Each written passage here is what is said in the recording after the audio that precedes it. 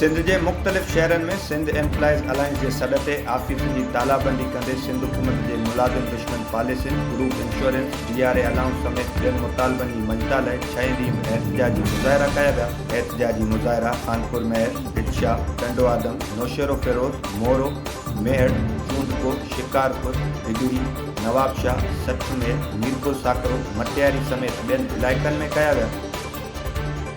बुलड़ी शाह करीम के घोट शफी मोहम्मद लुंड में डायरिया के मर्ज सबब 2 ॾींहनि अंदर 2 नौजवान फोत थी विया, जॾहिं त ॿारनि ऐं औरतुनि समेत 25 ॼणनि की हालत गंदी जोगी ॿुधाई वई आहे। बुलड़ी शाह करीम के शुगर मिल वाले इलाइक़े में डायरिया मर्ज ओचितो पखेड़जी वियो आहे। मर्ज सबब फोत थींदड़नि की सुञाणप 18 वरनि के मुजीब रहमान ऐं 20 वरनि के साजन लुंड के नाले सां थी। हिक ही घर के 25 खां वधीक माण्हुनि खे डायरिया मर्ज हुअण सबब इलाइक़े में खौफ पखेड़जी वियो आहे। इलाइक़े वासियुनि तरफ़ां हुकूमत खां डायरिया के इलाज लाइ कैंप क़ाइम करण जो मुतालबो कयो वियो आहे।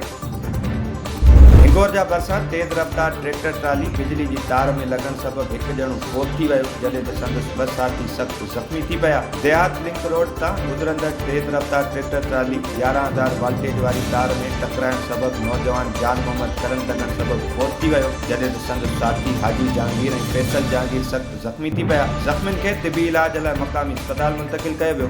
होॾां फोतीअ जो लाश घर पहुचण ते घर में कोहराम मची वियो। मोरो शहर में नामालूम चोर दर्स रोड ते कायम जावेद मला की दुकान में लखें रुपयनि जो सामान रोक रक़म खणी फरार थी विया।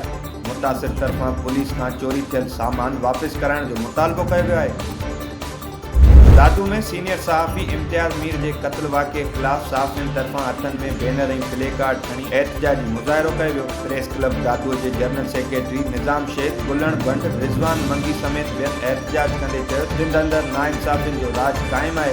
रिपोर्टिंग करण तां सहाफ़ियुनि के टारगेट करे क़त्ल कयो पियो वञे। जान मोहम्मद मेहर नसरुल्लाह गडाणीअ खां पोइ इम्तियाज़ मीर के क़त्ल कयो वियो। उन्हनि सिंध हुकूमत सूबाई वज़ीर ज़ियाल हसन लंजार ऐं ॿियनि खां मुतालबो कयो त क़त्ल में मुलविस जवाबदारनि खे गिरफ़्तार कयो वञे। ॿी सूरत सॼी सिंध में एहतजाजी तहरीक हलाई वेंदी।